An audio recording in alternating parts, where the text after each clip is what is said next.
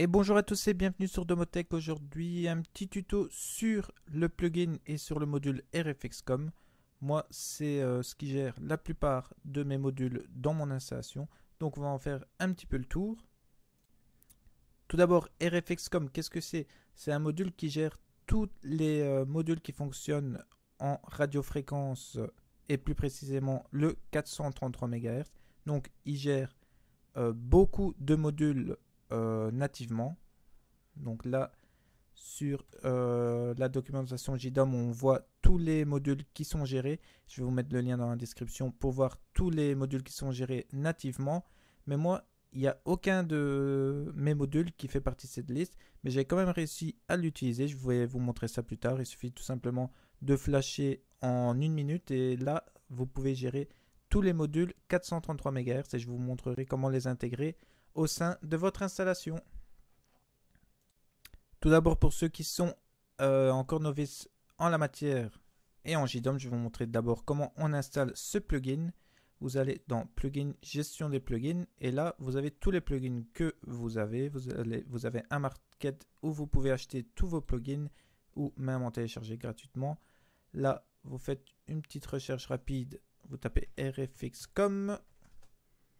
Et là, vous retrouvez votre plugin ici. Il suffit donc de l'acheter, il coûte 4 €, c'est pas cher pour un module et un plugin qui va gérer à peu près toutes vos installations.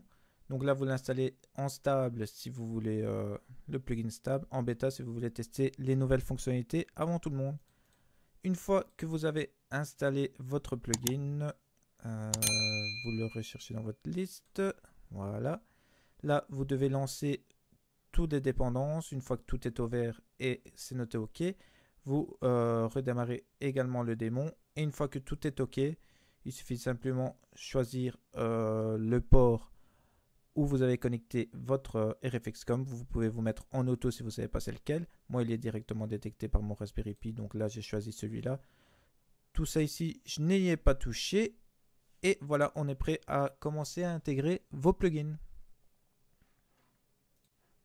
Pour inclure vos modules RFXcom dans votre installation, il suffit de cliquer sur Plugin dans Protocole domotique et de rechercher votre plugin RFXcom. Une fois à l'intérieur, là, vous voyez tous les plugins que vous avez déjà. Moi, je vous conseille pour intégrer vos plugins de passer par le mode inclusion.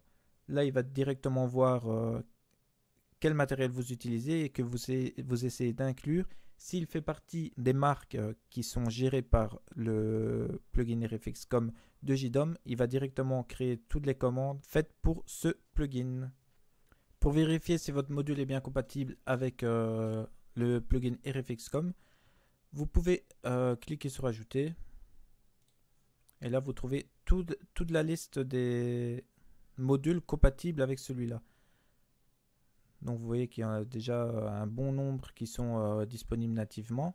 Vous avez également dans la documentation, comme je vous ai dit tout à l'heure, toutes les marques qui sont disponibles. Donc des marques très connues comme les stations météo Rubixon, qui sont de très bonnes stations météo, des détecteurs d'ouverture, des prises Chacon, des prises Dio par Chacon aussi. Donc de très bonnes marques que vous pouvez intégrer directement dans votre installation tout simplement en allant dans mode inclusion, et là il va créer directement vos commandes. Par exemple ici, si je choisis par hasard un capteur de température, vous choisissez votre capteur de température, là quand vous le sauvegardez, il va directement créer vos commandes et il est directement utilisable.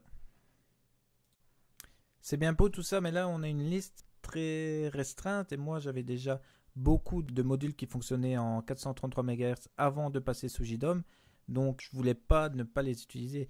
Donc je suis passé grâce à RFXcom sur leur site, ils mettent à disposition un programme RFX Manager. Là vous pouvez tester tous vos modules et voir s'ils sont compatibles. Moi j'ai toute mon alarme qui n'était pas compatible, ma sonnette, donc je suis passé par le programme RFX Flash Manager, programmeur pardon, et celui-là vous pouvez mettre n'importe quel autre firmware. Donc là, vous flashez votre RFXcom au firmware qui gère le plus d'éléments.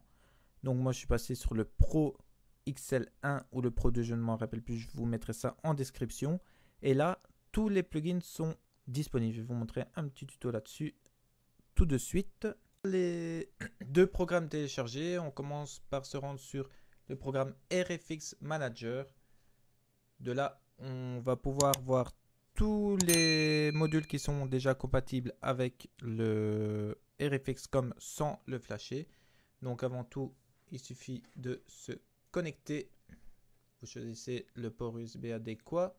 Voilà, une fois que vous êtes connecté, vous choisissez un petit peu là toutes les marques qui peuvent vous intéresser. Donc là, vous avez le référencement de toutes les marques. Donc une fois choisi les programmes et les modules que vous voulez intégrer, vous cliquez sur Save Setting. À ce moment-là, vous appuyez sur le bouton de votre module. Et si vous voyez que ça défile comme ça à l'écran, c'est que votre module est bien détecté par JDOM, par l'RFX.com, pardon, et qui est intégrable sur JDOM. Si pour vous, ça ne fonctionne pas, que le programme RFX Manager ne détecte pas votre impulsion, il faut donc vous rendre sur RFX.com Flash Programmeur, de vous connecter au port USB adéquat. Cliquez pour vous connecter.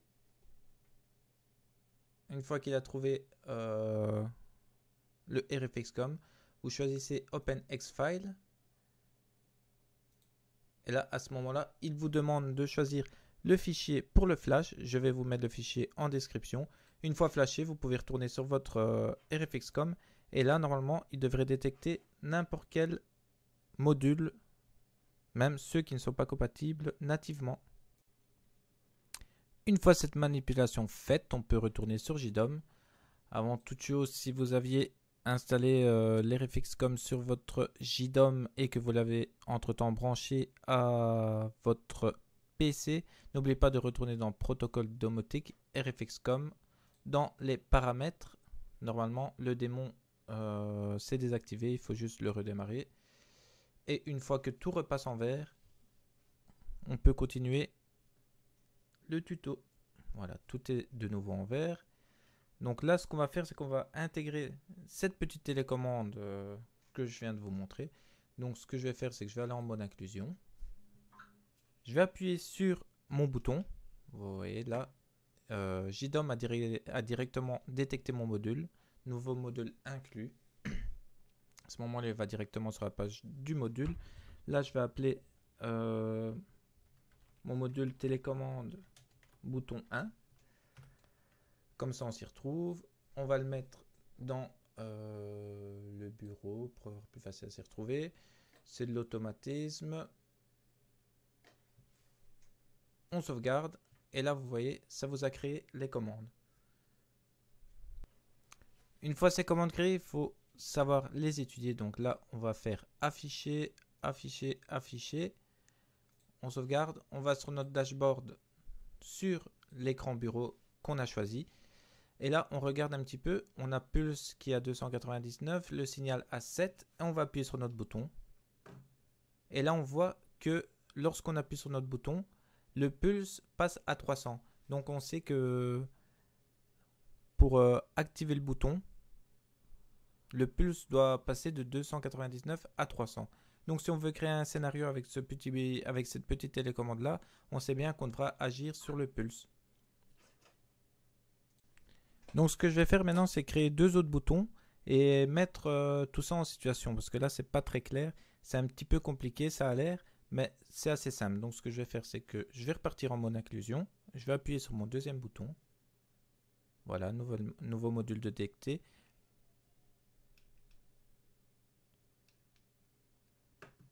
À ce moment-là, je l'appelle bouton 2. Télécommande bouton 2. Voilà. Les commandes ont été créées, je les affiche également. Je le mets dans le bureau pour avoir plus facile à gérer tout ça. J'actualise. Et là, j'ai mon second bouton également. Donc, je vais appuyer sur ce bouton et voir un petit peu ce que ça fait. Voilà, là, je vois que ça passe de 298 à 300. Voilà, 200. Je vois que ce qui varie, c'est le pulse. Je vais vous expliquer ça un peu plus tard. Je vais vous créer un dernier bouton pour pouvoir mettre tout ça en situation. Donc, j'appuie sur mon dernier bouton. Voilà, il a bien été détecté. Vous voyez que c'est instantané. Je l'appelle télécommande bouton 3. Je le mets également dans le bureau. Voilà, ces commandes. Je ne vais pas aller vérifier parce que je sais bien que c'est le pulse qui active tout ça. Voilà, tous les boutons sont créés. Donc là maintenant, ce que je vais faire, c'est mettre en pratique. Par exemple, j'aimerais bien allumer cette lumière, une lumière en appuyant sur le premier bouton, l'éteindre en appuyant sur le deuxième bouton et changer la couleur en appuyant sur le troisième bouton. Donc ce qu'on va faire, c'est qu'on va choisir le bouton 1. On va sur la commande pulse, parce qu'on sait bien que c'est pulse qui crée l'impulsion sur le bouton. Je vais sur créer, dans configuration. Je vais faire une action, c'est la valeur, et on va vérifier. On va dans le bureau. Donc on sait que ça passe à 300. Donc si elle est supérieure à 299, si elle est supérieure à 299, alors on fait l'action, on va allumer une lumière. Donc là, je suis dans le bureau. Je vais allumer la lampe projecteur. Je vais l'allumer. Et par exemple, je peux ajouter d'autres actions. Mais ici, on va utiliser que celle-là. Voilà. Je vais créer une autre action sur ma télécommande bouton 2. Sur la commande pulse, je vais dans la petite roue crantée, dans configuration. Si c'est supérieur à 298, alors j'ajoute l'action. J'éteins cette lampe, j'enregistre. Et on va aller sur le troisième bouton de la télécommande, toujours dans commande, dans pulse, configuration. Même chose, supérieur à 297, alors j'allume la lampe et je change sa couleur en vert par exemple. Voilà. Tout ça, vous pouvez aussi le créer sur les scénarios, mais pour ma part, tout ce que je peux créer sans créer de scénario et surcharger JDOM pour rien, je crée directement sur les commandes. C'est plus simple et plus rapide. Voilà, on va sauvegarder et on se retrouve directement dans le bureau pour voir ce que ça donne. Donc voilà, maintenant on va tester avec cette télécommande si ça fonctionne bien. Donc on va commencer par appuyer sur le premier bouton qui est censé allumer la lampe. Donc j'appuie dessus, la lampe s'allume bien. Je vais appuyer sur le troisième bouton qui devrait changer la couleur en vert. Voilà, ça fonctionne très bien. Et maintenant j'appuie sur le deuxième bouton qui devait éteindre la lampe. Vous voyez là j'ai utilisé une télécommande qui me servait à rien et là je peux programmer un petit peu tout ce que je veux avec cette télécommande. Ça peut aller des volets roulants jusqu'aux lumières en passant par n'importe quel module. Voilà, là c'était une petite démonstration simple avec une télécommande, mais comme vous voyez sur mon dashboard, là j'ai un petit peu de modules qui fonctionnent comme ceci. Là c'est ma sonnette d'entrée, là je gère une prise qui désactive, active ma sonnette, un détecteur de porte et fenêtre, un détecteur de mouvement, un autre détecteur de mouvement, ma télécommande d'alarme qui est également gérée comme ceci. Je peux activer mes ventilateurs grâce à des prises Chacon. Qu'est-ce que j'ai d'autre qui marche comme ça? Là c'est tout ce qui est lumière. Qu'est-ce que j'ai d'autre? La télécommande bouton, ça c'est celle que je viens de créer avec vous. J'ai d'autres modules mais qui sont pas classés dans la maison, qui sont dans aucun, donc là je pourrais pas vous les montrer, mais je vais passer maintenant au scénario qu'on pourrait utiliser grâce à l'RFX.com. Je vais faire un petit peu le tour de mes scénarios et essayer de vous donner quelques petites idées. Nous voilà dans le scénario, donc je couple souvent RFX comme avec mes lumières. Donc là par exemple, lumière automatique de nuit. Lorsque je suis en mode nuit et que mon motion sensor détecte quelqu'un, à ce moment-là, les lumières de la cuisine, du salon et de la salle à manger passent en lumière de lune. Donc là j'ai mis un petit peu des conditions pour que ça arrive seulement quand il fait noir. Donc là le mode doit être le mode nuit. On doit être entre le coucher du soleil et le lever du soleil, donc on est sûr qu'il fait noir, parce qu'on peut être en mode nuit alors qu'il ne fait pas noir, et là ça sert à rien que les lumières s'affichent. Comme autre scénario, j'ai par exemple les LED du dressing. Donc là, il suffit de savoir quel est votre déclencheur. Moi, mon déclencheur, c'est un détecteur de mouvement. Donc dès que j'ouvre la porte, je joue sur l'alerte ou le signal. Je sais que c'est une de ces deux commandes qui fonctionne pour la porte, les détecteurs de porte et fenêtre. Donc ça devient mon déclencheur. À ce moment-là, ça active la prise du dressing qui allume ma lumière. Puis dans une minute, je demande qu'il éteigne ma lumière. Donc là j'ai mis une petite boucle de 1 à 10 parce que le bouton off a du mal à marcher. Donc là je suis sûr qu'en appuyant 10 fois, il s'éteint tout le temps. Donc ce que j'aime bien aussi, j'ai des light alert et des light notif. Donc light alert, ça c'est pour ce qui est de mon alarme. Donc si mon alarme est activée et que le détecteur de ma porte est ouverte, à ce moment-là, il y a toutes mes lumières qui passent en rouge et bleu et qui s'allument et qui s'éteignent. Ça fait une lumière de police et un message est envoyé sur Alexa: intrusion détectée, la police est en route. Donc pendant 10 fois, ça pourrait bien faire fuir les voleurs. Donc ça, je veux qu'il soit utilisé seulement quand on n'est pas présent. Light Notif, ça c'est un autre truc que j'ai utilisé qui est super cool avec la sonnette. Donc ma sonnette n'est pas du tout compatible à la base avec RFX.com, mais j'ai réussi à l'intégrer. Donc ce qu'il faut faire encore une fois, vous allez dans votre dashboard, vous vérifiez. Donc là c'est ma sonnette, j'ai vu que le pulse était sur 352 et que le pulse et le signal variaient lorsqu'on sonnait.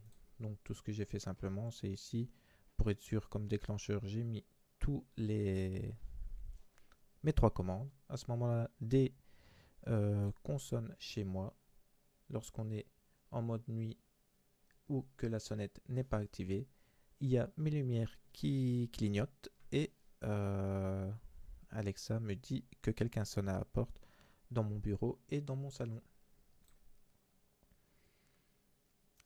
Comme scénario de présence, si on n'a pas qui fonctionne avec les RFX.com, sécurité, caméra record, ça aussi, ça marche avec la sonnette.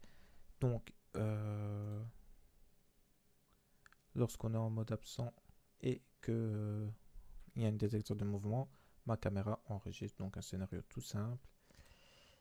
Ce qui marche avec la sonnette, ça j'aime bien également. Lorsqu'on sonne à ma porte, donc lorsque un de ces déclencheurs est activé, je passe sur mon mode caméra, je reçois une notification, quelqu'un sonne à la porte, et puis une minute plus tard, je retourne au design. Donc c'est-à-dire que je suis là-dessus sur ma tablette murale. Si on sonne à ma porte, je passe sur le mode caméra, et là à ce moment-là, je vois grâce à cette caméra qui est devant ma porte.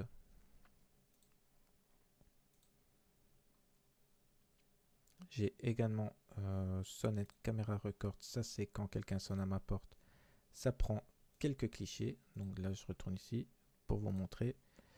Quand le facteur sonne à la porte et que je ne suis pas là, c'est enregistré. Je sais qu'il est passé. Je peux également lui parler grâce à la fonction présente dans ma caméra. Mode nuit sonnette, ça c'est tout simple. Si on est en mode nuit, ça désactive la sonnette grâce à une prise Chacon. Voilà, c'était un petit peu tout pour cette vidéo. N'hésitez pas à poser des questions si vous en avez. Là, je vous laisse avec quelques vidéos de scénarios que je viens de vous parler. Et on se retrouve la semaine prochaine pour une nouvelle vidéo. À bientôt les amis.